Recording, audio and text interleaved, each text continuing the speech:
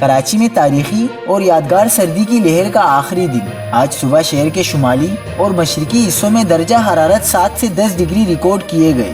سردی کی نئی لہر کی پیشنگوئی کر دی گئی۔ تازہ ترین ویڈیوز کے لیے چینل کو سبسکرائب کر کے بیل آئیکن اور آل نوٹیفیکیشن پر کلک کریں۔ آپ کو بتاتے چلیں کہ کراچی میں شدید سردی کی لہر کا آج آخری روز ہے۔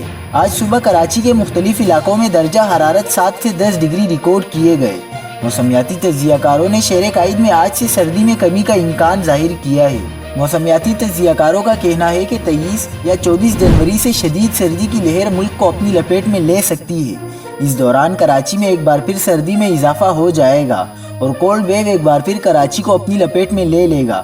محکمہ موسمیات کے ارلی وارننگ سینٹر کی پیشنگوئی کے مطابق 18 جنوری سے سردی کی شدت میں کمی کا امکان ہے، جس کے بعد کم سے کم پارہ دوبارہ 11 ڈگری تک بڑھ سکتا ہے۔